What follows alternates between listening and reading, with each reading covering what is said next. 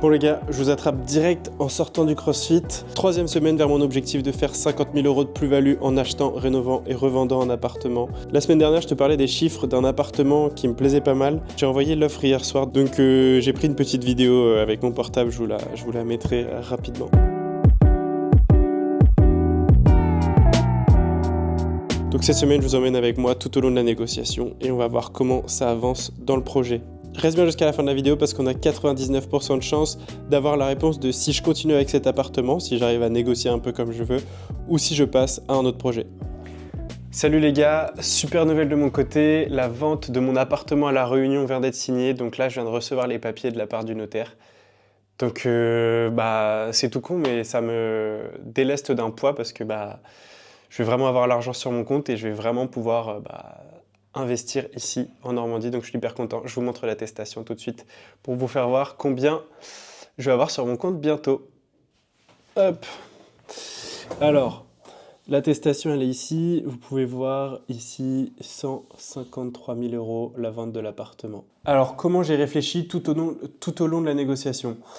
Déjà, la négociation elle commence dès la visite. Donc dès la visite, tu dois connaître les raisons de la vente, qui vend.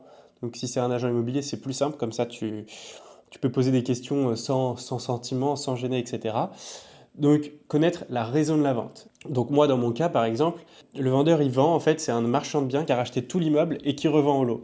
Donc généralement sur des choses comme ça, il y a moins de marge de manœuvre, tout simplement parce que le vendeur lui, il a acheté et il revend. Donc c'est un marchand de biens, donc il a sa marge à prendre. Il ne pourra pas aller en dessous de ce que ça lui coûte. La marge de négociation elle est plus faible. Par contre, si tu tombes sur une succession, 4 personnes qui succèdent comme une succession, l'appartement il vient de leur père, s'ils veulent se débarrasser de l'appartement, ils vont être prêts à accepter des prix beaucoup plus bas. Surtout que s'ils sont 4, dis-toi que 5 000 € de négocier, pour eux, ça les impacte que de 1300 quelque chose. Donc, les négociations sont plus simples dans ce cas-là. Moi, la négociation n'était pas ultra facile. Bon, c'est pas le meilleur début de journée pour moi. Je viens de péter la coque arrière de mon téléphone qui est en verre là, je sais pas trop, bref. Je l'ai acheté jour pour jour il y a 3 semaines, vraiment.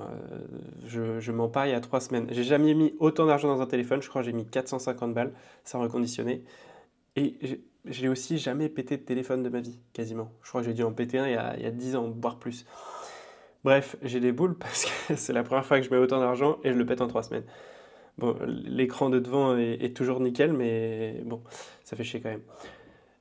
Comme quoi, du coup, ne mettez pas trop d'argent dans ces merdes. Ça peut coûter le prix d'un SMIC. J'en vois qui se trimballent avec toujours le nouveau. Les gens sont payés au SMIC et ils se permettent de s'acheter le nouvel iPhone à 1500 balles. C'est pas de ça dont je voulais vous parler aujourd'hui. C'est pas un si mauvais début de journée parce que j'ai reçu l'argent de mon appartement, de la vente de mon appartement à La Réunion. Donc ça fait plaisir. Donc ça veut dire que je vais pouvoir continuer mon projet sur ma prochaine résidence principale. Et ça fait carrément plaisir. C'est toujours, même si on est sûr de vendre, qu'il y a un compromis, qu'il y a un acte qui a été signé, quand on a l'argent sur son compte, ça rassure, forcément. Voilà. Donc là, ça a été placé, ça a été mis de côté, je n'y touche pas. Et ça va être réinjecté directement dans l'appartement. Ensuite, ça commence aussi à la visite parce que dans la visite, tu vas pouvoir demander s'il y a déjà eu des offres. Et s'il y a déjà eu des offres, à quel prix et sur quelles conditions. Je m'explique. S'il y a déjà eu une offre, par exemple, moi c'était le cas, j'ai demandé est-ce qu'il y a déjà eu des offres. Il m'a dit oui, pour l'appartement, il y a déjà eu une offre à 150 000 €. Le vendeur avait refusé. Ok, donc ça veut dire que j'ai peu de chances de pouvoir acheter l'appartement en dessous de 50 000 €, 150 000 €. Okay. Et j'ai aussi demandé sur quelles conditions, et l'agent immobilier m'a dit que c'était un prêt. Ça intéresse aussi moins les vendeurs parce que une clause suspensive, plus un prêt, c'est plus long, donc il mettra plus de temps à avoir son cash, et en plus, il est même pas sûr qu'à la fin, le mec ait son prêt, surtout en ce moment où les taux les prêts sont quand même plus compliqués à avoir. Donc j'avais un avantage, c'est que moi, je vais acheter cash. Donc là, moi, j'ai pris les infos, donc je sais que 150 000 €, 150 000 € cash, ça peut passer. Pour l'appartement seulement. Ensuite, ce que j'ai fait, c'est que il y avait une place de parking dans l'immeuble qui était disponible, donc j'ai demandé si je faisais un lot.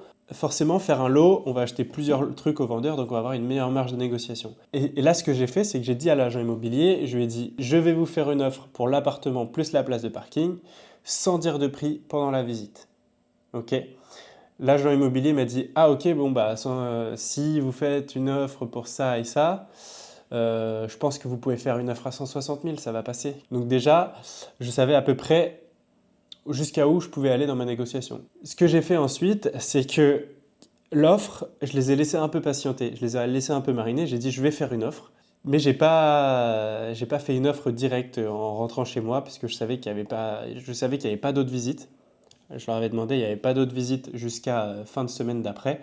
Donc j'ai pris un peu mon temps. J'ai pris mon temps pour les laisser un peu réfléchir et se dire: ah putain merde, il y avait un mec qui voulait là, le mec il était chaud pour l'appart, etc. Il m'a toujours pas fait d'offre, etc. Ce qui fait que la semaine d'après, l'agent immobilier il m'a rappelé, il m'a dit: bonjour monsieur Menrad, est-ce que vous avez réfléchi pour votre offre? Donc ce que je lui ai répondu: oui, je suis en train de réfléchir, je suis en train de faire mes calculs, etc. Comme vous savez, moi je vous avais dit que mon projet c'était d'acheter pour revendre, donc il faut que je fasse une plus-value quand même.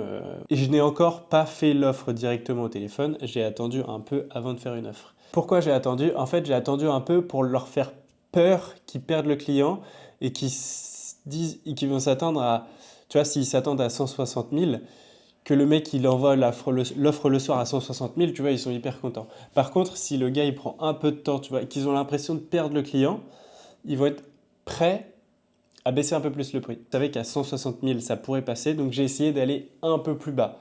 Pas beaucoup trop bas parce que je savais que le vendeur, lui, il ne pourrait pas accepter un prix trop bas. Donc j'ai été faire une offre à 153 000.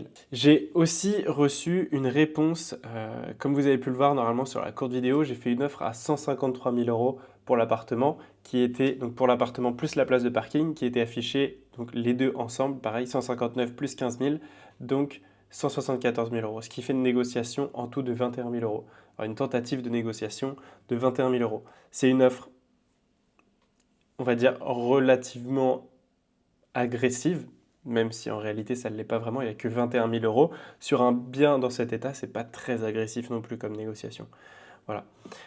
Et du coup, j'ai reçu la réponse de l'agent immobilier, hop, qui me dit: donc pour les 153 000, bonjour, j'ai une réponse pour 165 000 euros. 165 000 euros, frais d'agence inclus. C'est trop pour moi. Donc il n'y a rien qui m'empêche de refaire une contre-proposition. Il n'y a pas de loi quand on fait des négociations. On peut faire 15 000 allers-retours, hein, si on veut. Donc je pense dire 158. Moi, comme je vous avais dit, mon dernier prix et sur lequel j'ai fait mon budget, c'est 160 000 euros pour les deux. Donc, je vais dire 158. Je vais directement appeler l'agent immobilier, lui dire que je veux 158.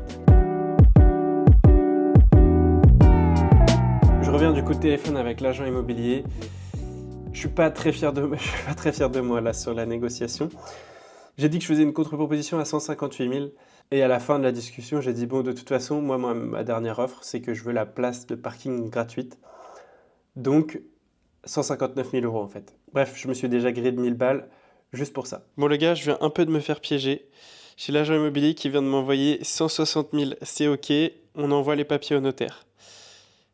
Je pense que j'ai vraiment pas été convaincant au téléphone. Du coup, il s'est dit: bon, c'est bon, il est prêt, 158, 159, il va monter à 160. Et donc, bah, on est à 160. 160, dernier prix, je pense. Ça nous convient à tous les deux.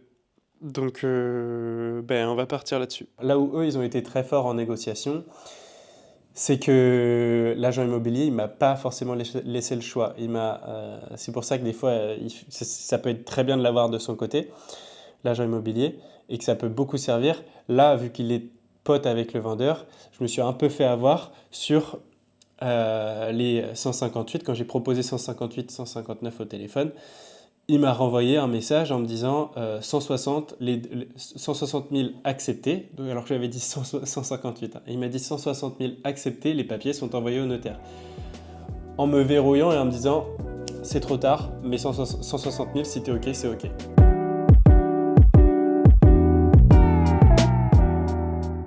Je vous livre ma petite réaction à froid sur cette négociation. Je suis plutôt content de moi. J'ai atteint le prix objectif que je m'étais fixé, c'est-à-dire 160 000 euros. J'aurais bien aimé aller en dessous, mais je voulais pas aller au-dessus, donc c'est le plus important. J'ai quand même négocié 14 000 euros, Et faut savoir que ces 14 000 euros, si je ne les paye pas là, ils seront directement dans ma plus-value. Donc j'ai clairement gagné 14 000 euros durant cette négociation et je ne connais pas beaucoup de personnes qui gagnent 14 000 euros en une semaine. Donc c'était vraiment une semaine décisive et je pense que je me suis bien débrouillé. J'aurais pu mieux faire, ça j'en suis sûr, mais le plus important c'est que j'ai appris aussi de mes petites erreurs et la prochaine fois je ferai mieux. Donc c'est aussi ça, l'apprentissage et l'expérience. Donc ça c'est trop bien. Maintenant ce que je dois faire c'est de trouver un notaire que je vais engager moi pour qu'il puisse défendre mes intérêts au moment du compromis et vérifier que le dossier me met en totale sécurité. C'est hyper important. Et ce que je vais aller faire aussi, c'est aller fouiner un peu plus loin sur les travaux obligatoires qui ont été imposés par la mairie sur la façade de l'immeuble. Puisque c'est des choses que j'allais pas forcément faire si on sait qu'on va pas plus loin avec le projet, mais vu que là on sait qu'on va aller plus loin dans le projet, et c'est ce qu'on va s'efforcer de faire la semaine prochaine. Du coup, merci d'avoir regardé jusque-là. Ce que je t'invite à faire, c'est de me laisser un petit commentaire, un petit like et de t'abonner pour pas louper la vidéo de la semaine prochaine. Salut!